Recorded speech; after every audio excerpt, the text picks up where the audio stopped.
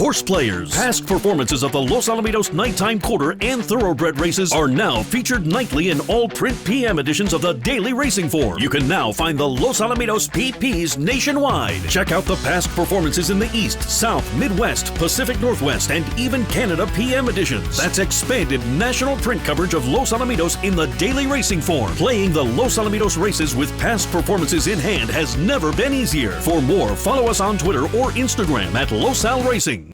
Dan Illman, Mike Beer taking a look at Grade 1 stakes action on Pacific Classic Saturday at Del Mar. This, the Del Mar Oaks. 3-year-old fillies going 1 1/8 on the lawn. You can bet this race, the 4 other gradeds, and the whole card at Del Mar with a new DRF Bets account. Sign up, get that $100 deposit match, and start punching away with us. Let's take a look at the field for the Grade 1 Del Mar Oaks. Got to start with Chad Brown.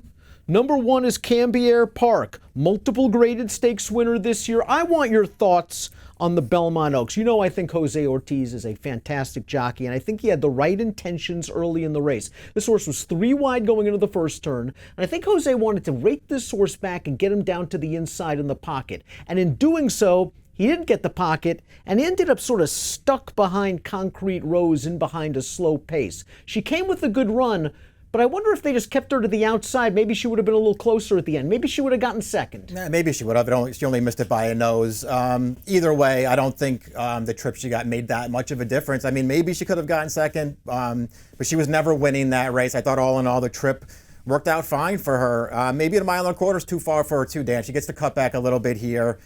You know, I don't know. I can't say that I'm her biggest fan. I sort of understand why she's a short price on the morning line, but I'm not betting her at that price. But she's certainly coming out of a live race. Concrete Rose, she is the boss of the 3-year-old filly turf division. She came back, won the Saratoga Oaks with a 92 buyer. You've got another horse coming out of that race. Cafe Americano came back to win the pucker up for Chad at Arlington with an 88, and she draws a nice inside post position. Let's talk a little bit about the number 4, Hard Legacy. Last seen winning the Grade 3 Regret at Churchill Downs in June. 2-month layoff to deal with, but this horse is very tactical. You can put her on the lead, you can take her off. I just thought she got away with a real easy pace in the Regret. I mean, she really did. She took advantage for sure, but it was just one of those situations where, you know, she had taken the worst of it in her starts, both 2 and 3 back, just didn't get the right trip or ride either time in those races.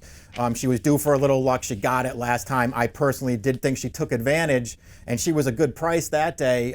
But listen, I'm not going to be surprised when she comes right back and runs another good race day, and she's a pretty good filly. How good is the 10, Mucho Unusual? She's won her last 3 races, all of them on turf, and she found herself pretty far behind in the early portion of that Grade 2 San Clemente last time out. Now, the good news was they were cooking up front, and that helped Mucho Unusual's late kick. She beat 3 of these common foes, and she's 5-1 on the morning line. That is fair considering her recent form. Yeah, I mean, she's 3 for 3 on turf since they switched her over. That was a closer's race last time. She took advantage a little bit, but she still showed another new dimension. She's won a race on the turf on the front. She's won one from a tracking position, and then she won one from way off it. So it seems like you can do whatever you want with her, and she's still heading forward. And the jury's still out, but are you a little worried about the 1 1/8 with her? She's certainly bred to get the distance. Yeah, I mean, we'll see about distance first. She has to prove it, but as of now, I'm not going to worry about it. You don't have to worry about the distance with the 11, Lady Prancelot, who's one of the gatekeepers of this division in Southern California. She usually shows up and fires each and every time.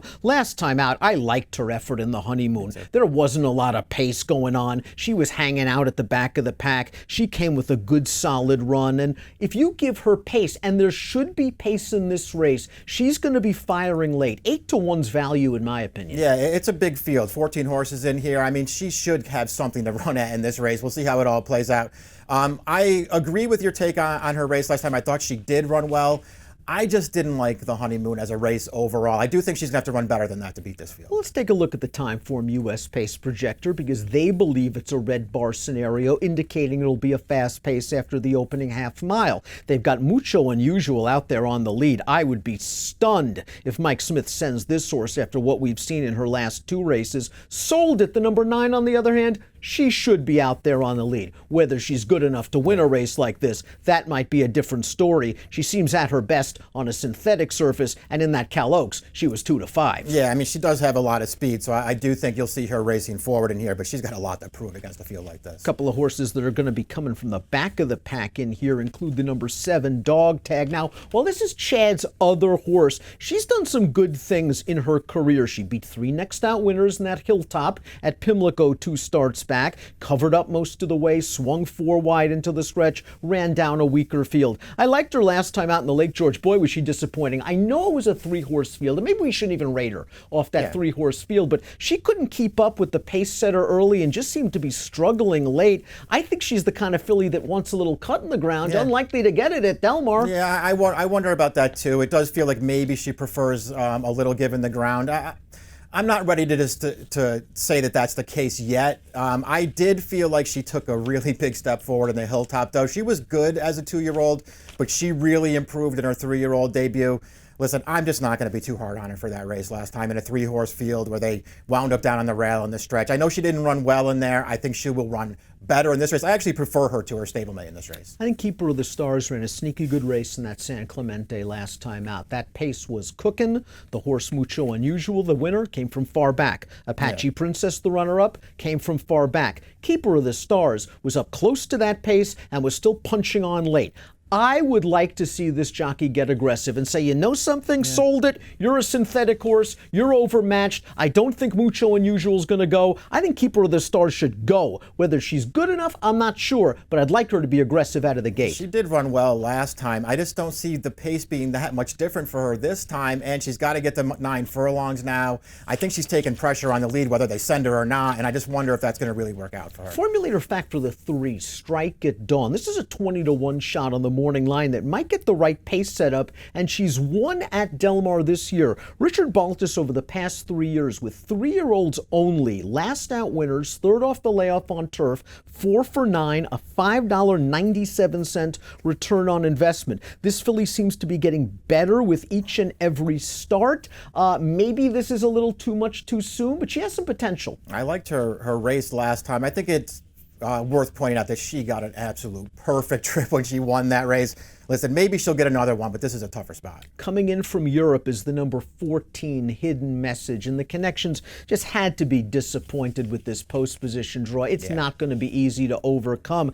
This horse looked good winning last time out at Sandown on July the 6th. She turned 3 wide into the straight. There's an uphill dip the last 50 yards or so, and she was really grinding it out. My main issue is I didn't think that was a strong field. Yeah, I mean, I don't know if it was either. But, you know, the thing with her is she's shaped with potential over there right from the start. She did become a stakes winner last time. I think she's still improving. Listen, I think she fits really, really well in this race. It's just a problem for her breaking from post 14 because now she needs a trip. And she's with a sensational young trainer in Simon Callahan who does well with last out winners.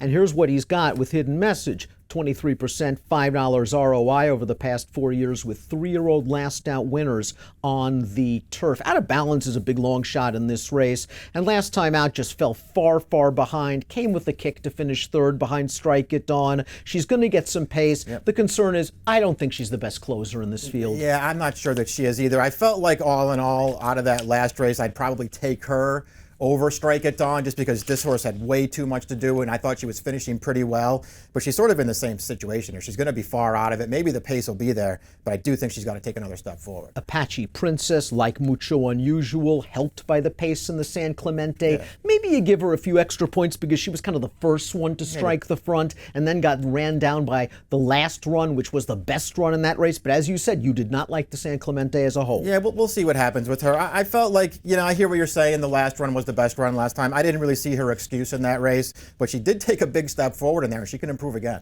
Maxim Rate ran okay in the San Clemente. I just wonder if she's kind of reached her peak right now. Buyer speed figures in the low 80s. In the San Clemente, she gave a decent enough little try, but she's going to have to do a lot better. Yeah, they keep pressing on with her in these graded stakes races. She's so far acquitted herself pretty well, but I do think she has to improve. It's a really intriguing race if you think you can get past Cambier Park, who is the favorite at 5-2 you on the morning line. We're going to take a look at our top selections for this race, and we're both going to take a shot with some price runners. I want to talk about your top pick first, Mike, and that is the horse that's cross-entered at Saratoga on Saturday, the 13 Wildlife. 30-1 on the morning line. Vicky Oliver has had good luck shipping to Southern California in the past in these turf-graded stakes races at prices. Yeah, we'll see if this is where she turns up. I'm kind of hoping that they do decide to ship out here and run in this race, because I think this filly has a ton of upside. She's got a big pedigree. Since they switched her over to turf for her last 2 starts, she's run really well both times. Listen, post 13 is no bargain for her. She's a filly who, in both of her turf starts so far, she has not broken that well from the gate. So it leaves her sort of out of position. But when she gets going, she has a big run in her. She still looks a little bit green to me as well. I feel like she could take a step forward in this race at a very big price. Listen, Cambier Park's the favorite. I'm always happy to bet against her, win or lose. I'll take a shot with this horse. Raimundo's Secret's the could be any kind special, and we're going to find out how good she is on Saturday. She's raced twice in her career. She's destroyed 2 weaker fields, and now she gets the acid test for Baltus. She beat nothing last time out, but she beat nothing the right way, taking over at the 5/16 pole. And I like that Flavien Prat asked her for run in the stretch in her first start in 7 months. That might have her fit and ready to go here. She's going to be close to the pace. I don't know if she necessarily needs the lead, but the pace will likely be the fastest she's ever faced. Yeah, I mean, she didn't need the lead last time, and she won for fun. I don't know. I think she's been impressive in both of her wins. Now they're going to step her up and stretch her out against some better horses. We'll see if she's up for it. You're going for the big bomb, though, the 13 Wildlife. Give me numbers. I went 13 and 14 as my top 2. I know they're both poorly drawn, but I like the 2 of them. I think they fit really well in here. I put your horse third. I'm curious about Raimundo's Secret in any kind of multiple race wagers. I want to use the Euro, Hidden Message, and I got to use Chad, Cambier Park. So it's 5-14-1 for me. And race number 9 at Del Mar on Saturday. It's the Del Mar Oaks, one of 5 graded stakes races on the card. Bet them all with a DRF Bets account. When you sign up, you receive a $100 deposit match and approximate post time for the Oaks. The Del Mar Oaks, 6 o'clock Pacific. Good luck.